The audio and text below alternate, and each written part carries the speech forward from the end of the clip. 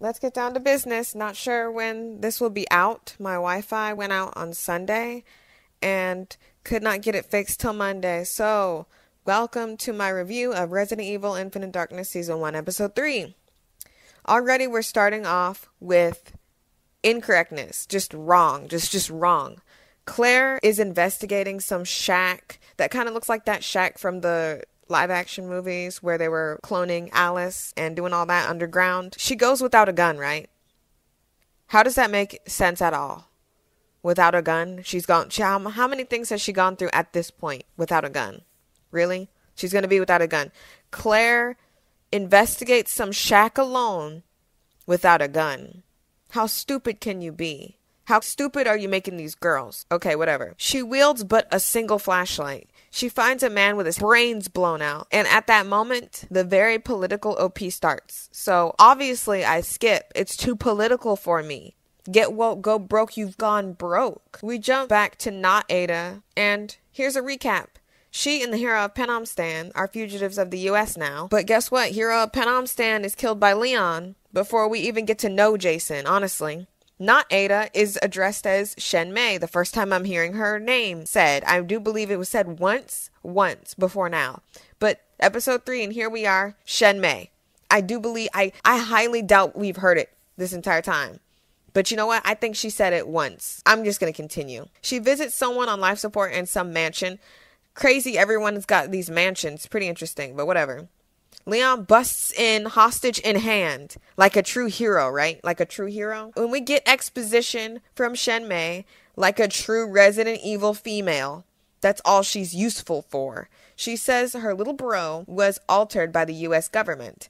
Not Ada is a witness to the political people's lack of empathy for people when they just blow it up and they blame it on somebody else. Her brother was infected. She sees him and she's like, oh my gosh, this is the past. She's like, wow, what's going on? Now in the present, she's like, yeah, he's on life support because my grandfather's trying to figure out a way to fix him. And he's putting his whole life into him now. It's just ridiculous. He looked crazy. That boy's long gone. Even though Steve Burnside, which I could literally make an argument that Steve Burnside, even though he's the most pointless character in the canon, he was one of the strongest because not only could he change into a creature, but he was able to revert back to his human form without any deformities. That's pretty interesting. No one in history of Resident Evil has ever been able to do that. But I digress. I knew that boy in her locket from the first episode or whatever was a family member. She was looking at him not like she loved him, but like she loved him like a brother, you know? And also it wasn't a heart-shaped locket. Now that Leon hears the same thing he heard from that other dude, Jason, even though he popped a cap in his anus, Leon believes this girl just looking like, okay, I guess she's telling the truth. I bet he thinks he can get some action on the side or something and maybe get another kiss. Did you know Leon is the only character to canonically get a kiss from anyone? If that's not favoritism, I don't know what is, honestly. He kissed that girl in that other movie in Degeneration. It was in Degeneration. He kissed Ada in Dark Side Chronicles. Are you serious? Don't come at me. Chris hasn't even gotten a kiss from Jill. Claire hasn't been able to kiss nobody. Every single person that she's ever loved has died. Think I'm playing? I don't know why she loves Steve Burnside. He was 17, she was 19. That's pretty disgusting to me. She liked that dude in Revelations 2 and he died. She can never have anybody, but Leon can have every love interest under the sun. That's favoritism. The Panam Stan survivors helped not Ada's brother escape. Honestly, this show is so boring. It's so boring. I had to fast forward. I really didn't care. We get this story told to us backwards, so we get to liking Jason, the dude, the hero at Panam Stan, who is already shot and dead. So back at the Alice clone shack, Claire has already called the cops. She should have had a gun on her, but whatever. And that's it. That's literally the scene. She talks to another black cop. Like, okay. All the Mad Dogs committed suicide due to them being infected. They were extorted for their power and told to stay quiet because this dude that's working, one of the political people working with the president, is trying to get the president to fight with China, and that leads into Resident Evil 6. Now that Leon sits down and talks to the girl, the government and whatnot, now he thinks Maybe my government's a little dirty. Maybe. Instantly after the exposition from the girl, because that's all the girls are useful for. Exposition. We got exposition from Claire of what's going on the side. We get exposition from Rebecca in Vendetta. We get exposition from Shen Mei. And it's real interesting how they can serve no other purpose than to just speak. No action. And speaking of action, Leon jumps into action as the mansion is destroyed by a what? We don't know yet. Grandfather does the stupid dumb thing and jumps on this brother's dead body. It's already flatlined. He's already flatlined and he's jumping on him like, are you serious? Back at the White House, the very political White House, the very political house, the political people argue with the president, another very political person, is offered a peace accord to sign. He's trying to make Panam stand like one of their allies so that China's like, okay, we've had enough because we're not for them.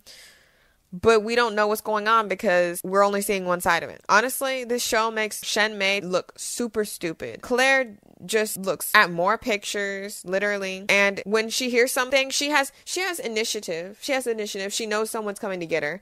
Rather than running out of the room, though, rather than running out like a regular person, she does what Leon would have done and succeeded at because he's a man, I guess, even though Claire still has had training and she's still done all this crap in her life, but it's like you can never get past the Leondom. She tries to attack them and fight them. She does a very good job. I really don't know what she was doing on the ground because it looked like he was incapacitated. It looked like she was done with him. She should have turned around, but she didn't turn around and she was straddling him. Other dude behind her, because two people came in. She saw two people come in. I don't know why she acted like there weren't two people in there. She gets electrocuted in the neck and she gets knocked out. Like a little wimp. Gonna survive Rockford Island. Gonna freaking survive Nosferatu. Gonna freaking survive everything she's ever survived. And she's still a little princess being captured. Like Princess freaking Peach. Like freaking Daphne from Scooby-Doo. She arms herself with a lamp. Where is her peace? Where is her peace? After everything she's been through, where is her peace? This just isn't logical. She would have herself something to electrocute somebody with, at the very least. At most, she got a shotgun somewhere. Step off. That's what I need to hear. That's what I need to see. We're already in the negatives. Like I said, we're already in the negatives. This is not going to get a positive review. We're already in the negatives. It's below 0. And it's an insult to Resident Evil 0 because Resident Evil 0 is actually a good game. Not a good story. Good game. And like I said, Claire's captured. So all she needed was the exposition. I'm pretty sure the last episode is going to be her expositioning tied to a chair, just like Rebecca Chambers. You guys literally need more women on the payroll doing the writing because you guys cannot cut the freaking mustard. You can't. I'm letting you know you can't. Maybe your mother told you you could. She lied. You can't. You couldn't. You won't. You don't have what it takes to create female characters. They're just exposition and objects to protect. You make them dum-dums. I'm done with this.